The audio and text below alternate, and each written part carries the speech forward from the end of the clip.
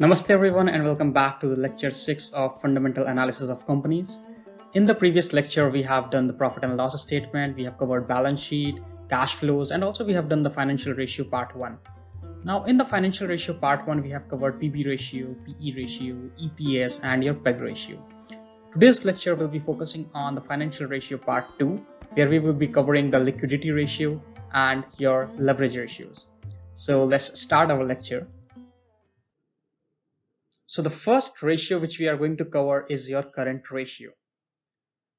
Now the current ratio, the physical significance of this ratio is whether a company can meet its short-term obligations or not. And it is defined as your current assets divided by your current liabilities. Now what is your current asset? If you remember from our lecture 3 balance sheet, current assets are like trades receivable, your inventories, and a lot of other things. While your current liabilities are your trades payable, your short-term borrowings, and also your interest from your long-term borrowings. Let me ask you a question. What about your employee's salary? Would it go into your current assets or not? So let me know the answer for this in the comment section. And if you remember from our lecture 4 cash flow, we have said that the free cash flow should ideally be greater than your current liabilities. Now that was a conservative statement. And you can make it even more conservative by subtracting your trades receivable, anything which accounts for your sales on credit, and we subtract it from your free cash flow, and that should be greater than your current liability. Free cash flow minus trades receivable greater than your current liabilities. That's make it even more conservative. Now the current ratio here is not that conservative, and it is good enough actually. As a substandard, this is what we generally use, because your current assets are accounting for your inventories and also for your trades receivable. So ideally, your current ratio should be greater than 2. If it is less than 1, you really have to worry about it. But wait, there are some companies for whom current ratios are generally less than 1. So that's why it becomes important that you compare the current ratio of the company you are analyzing with its peers' median current ratio, not mean. So you take the industrial median current ratio and compare it with the company you are analyzing. And if it is at par, even if it is less than 1, it is okay. So let's see here a table of comparison of Tata Chemicals with different chemical industries. And what you can see here is that the current ratio of Tata Chemicals is 1.66, whereas the median current ratio of the industry is around 2, while the Pidilite is also 1.89, whereas the Deepak Nitrile, it's around 3.45, so its current ratio is pretty good. Now you can't just jump into conclusions here and just go and buy Deepak Nitrite.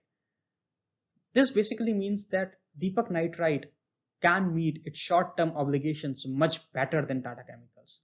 So if there is any mishappenings, Tata Chemical might not be able to meet it that well.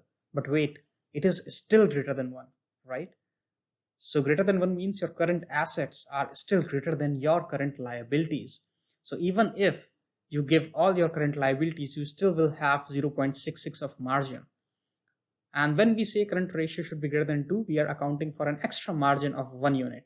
Okay, so that's all for your current ratio.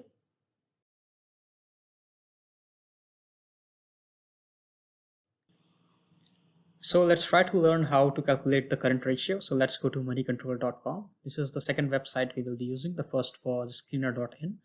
By the way, both of these websites have a good freemium version. What I mean is you don't have to pay anything. You can get most of the things what we are covering in this course for free. Okay, so let's go to Tata Chemicals. And if I scroll down, let's just keep scrolling down. So what you will see, you have to go to your financials, right? There is an option at the top also. If you click there, you will directly land here. So in the financials, let's go to your balance sheet. So you will see in the balance sheet, you have your current liabilities, which for March 2023 is 4904. And you have your current assets, which is 8164. So in screener.in, you don't really directly see the current assets and liabilities. And I think that's one of the drawback that I face there. So, but from here, you can quickly see that current liabilities and current assets, and you can just divide current assets by current liabilities to get your current ratio. But I wouldn't say that screener.in has a major drawback, because you don't really calculate this, right? What you will be doing is you will be directly seeing the ratio through the screen, which we will be setting up at the end of the video. So you don't have to calculate it, but just for the sake of how to calculate it, I just wanted to show you. So are you still wondering whether the employee's salary should go into current assets or not? Wait, it's a salary. So it's a liability to the company, right? But would it go into current liability? Now this depends on the accounting method. So India follows a standard which is known as Ind AS accounting method. And we are not here in the accounting class, so I'm not gonna teach you the same. But what we have to understand is the websites like screener.in or moneycontrol.com, they have the columns for current assets, current liabilities. So we really don't have to calculate all the current liabilities and put them under one heading. It's already available. The number is already there and we are going to use that number directly. So you don't really have to worry a lot about the accounting methods. So the next ratio in line is your quick ratio. Now quick ratio is defined as your current assets minus inventory divided by your current liabilities. It is almost similar to your current assets, but we are subtracting the inventory. Now the physical significance is that if your business slows down, if you are not able to sell your inventories, would you be able to meet your current obligations? That is what your quick ratio tells you. And if your quick ratio is less than 1, that is a bad sign. Okay, you also have to no doubt compare it with your industrial median, but ideally if quick ratio is less than 1, that means, say for an automobile sector, if it is less than 1 and you hear for some subsequent quarters that automobile sales are going down, that would basically means maybe some of the automobile companies might not be able to meet their current liabilities because most of their assets are in the form of inventories. If they are, you have to check it. Now let's look at some peer comparison of Tata Chemicals. So the quick ratio of Tata Chemicals is 1.15 while the industrial median is 1.43. So here Tata Chemicals lags behind the industrial median. Even the Pidilite lags. But Deepak Nitrite kind of has higher 2.33, which generally means that in case of slowdown, economical slowdown of this industry, Deepak Nitrite can better meets its current obligations as compared to other Pidilites or Tata Chemicals. That's all. We still don't say that Deepak Nitrite would be a good buy. And in the whole series, we are not actually suggesting you any stocks. We are teaching you how to analyze them. We will fix some values, some scores to each of these ratios, and we are going to tell a wholesome score. And based on that wholesome score, you will get a balanced risk profile, whether this stock is good for you or not. Now, the previous two ratios have focused on the liquidity position of the company, the current ratio and the quick ratio. And the next two ratios, debt to equity ratio and the interest coverage ratio, would be focusing on the leverage position of the companies. Now, what is a debt to equity ratio? Now, when we say debt, so what we mean is it's the amount of money which I have borrowed, right? So debt to equity ratio means the total debt divided by the total shareholders equity. Now the physical significance of this ratio is to find out how much of the work which I am doing is financed by debt and how much is financed by my equity. Now remember, it's your total debt, not your total liability. And the total debt will be your short-term borrowings and your long-term borrowings, and then divided by your total shareholders equity. And shareholders equity, if you remember, is your share capital plus your reserves and surplus, right? Now your debt to equity ratio should ideally be less than 2, which basically means you are using 1/3 of your own money to finance your business and 2/3 of the debt money. Okay, you can't really fix a number of 2 or 1 to any of the ratio. You really have to compare it with your industrial median. Which industrial median? The industry which you are analyzing, right? There are companies, SaaS companies like software as a service companies, for which the debt to equity ratio is very less, of the order of 0.1 to 0.07 even. And there are construction companies or mining companies for which this ratio could be way higher. So let's try to compare Tata Chemical with its peers. Now, if you see, the debt to equity ratio of Tata Chemicals is around 0.32, while for Deepak Nitrite it's just 0.02, and for Pidilite also it's just 0.05. So Pidilite and Deepak Nitrite are hardly using any debt, and they are using their own money to finance their own business. Whereas for Tata Chemicals, they are using some of the debt to finance their business. Now let me give you an example. Or suppose someone comes to me and say, I have 1,000 crore rupees And you all know that taking debt is not always considered bad. You can really grow your business by taking loans, by taking debt. Okay. Now, if I have 1,000 crore rupees, instead of investing them directly into my business, why don't I just take a loan of 1,000 crores from a bank, say at 10%, and the 1,000 crores which I have, I can invest somewhere where I can make more, say I can make 15 to 20%. And the interest amount 15 to 20% is higher than the interest amount of the loan. And I still get 5 to 10%. So is it bad? No, right? But you would still say that my debt to equity ratio is higher. And that is the reason why my debt to equity ratio is higher. Yes, that's true. Taking debt is not bad in businesses. You do expand businesses with the debt money. But what it means, this ratio means, is if your debt to equity ratio is higher, that means that business is risky. You are saying that you might get 15 to 20% return. What if you can't get it? What if your capital is even compromised? So that's why the higher the debt to equity ratio, the more risk you are taking by investing in that business.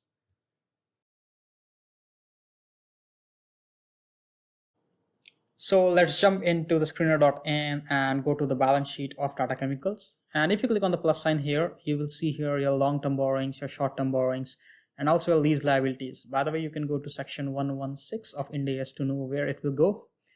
The lease liabilities, I mean, it defines where the leases should go. So you can see that your total short-term and long-term debt is 5540 plus 543 plus 213. And if you divide this by the shareholders' equity, which is basically your share capital plus reserves and surplus, you would get your debt to equity ratio. You don't have to do this. This ratio will be directly available to us. So it will be directly available to us here, debt to equity ratio, and we'll be covering this in the last part of our video. So hang on. So the last ratio which we will be discussing today will be your interest coverage ratio. Have you ever taken a loan? A loan has two parts. One is your principal amount, the amount for which you have taken the loan, and the other is interest, which is the extra amount which you have to give for the loan that you have taken. Now, interest coverage ratio physically signifies that can you generate enough money to at least pay off your interest? And if you cannot do that, that is really pathetic, because then you have to borrow more to pay off your interest and your net profit keeps on declining. So this is how we are calculating our interest coverage ratio. It is your earning before interest and tax, EBIT, divided by your interest expense. So don't worry, in the next slide we will see all the ratios, and we will see how to set up a screener to basically analyze all these ratios with the peers. So EBIT divided by your interest expenses is your interest coverage ratio. Now the ideal value, a conservative value, is that it should at least be greater than 3. And if it is less than 1, that is really bad. If a company has this as less than 1, you really don't invest in such companies. So let's analyze again Tata Chemicals with its peers. So we see Tata Chemicals has an interest coverage ratio of 7.75. Yes, generally you will see this ratio generally is higher, because generally your EBIT is going to be way higher than the amount of interest you have to give, except for some companies which we categorize under high risk category companies. So Pidilite has 37 and Deepak Nitrite has 47. Now, why does Deepak Nitrite has a high interest coverage ratio? If you remember from the last ratio, Deepak Nitrite hardly had any debt. That means it hardly had any interest, right? So that's why its interest coverage ratio is so high. If a company has a zero debt, its interest coverage ratio becomes infinite. So in that case, we really don't calculate that, and we say that the company is debt free. So let's go to our screener and try to analyze all these ratios and set up a screen. So let's go to screener.in and let's type Tata Chemicals as an example and scroll down to the peer comparison. So this is a table which we get for different ratios, right? Now, if you are new, how are you going to set these ratios? So you can go to edit columns. And for the sake of everyone, let me just remove all of these ratios. Just hold on with me.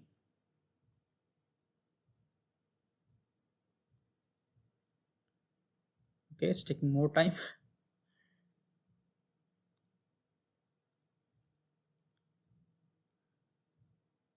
Yeah, so you might not see something like this. You will see some random columns. Okay, so the first ratio which we learned is price to book value, right? Let's insert this. The second ratio which we learned was EPS. Let's type this. The third was your price to earning, PE ratio, right? Price to earning. The fourth was your PEG ratio, right? Okay, so what we learned in today's lecture is your current ratio, and then we learned your quick ratio. After that, what we have learned is your debt to equity ratio, and then we have your interest coverage ratio. Yeah, so these are the 8 ratios which we have learned in this lecture and in the last lecture. Let's save our columns.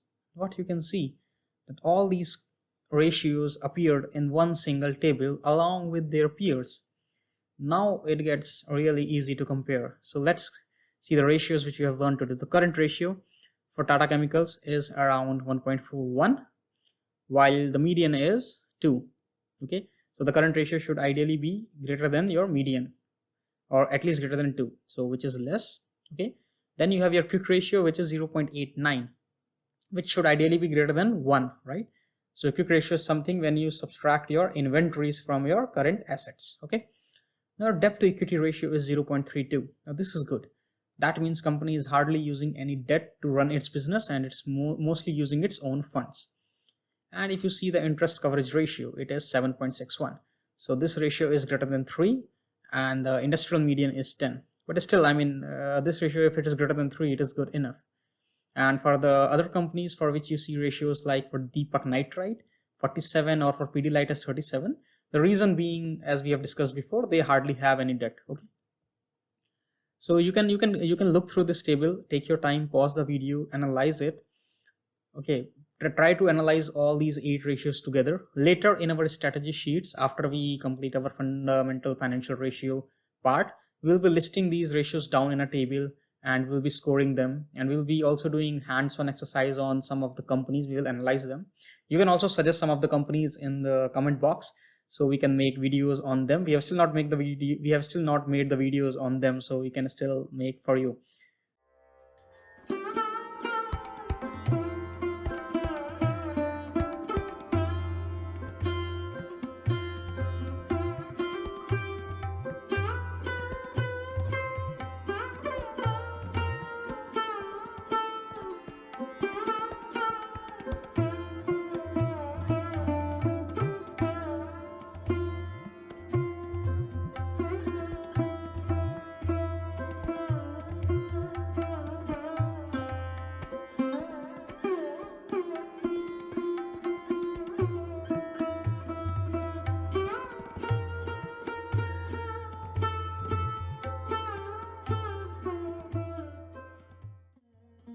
So that's all for lecture 6, and thank you everyone for joining in this lecture.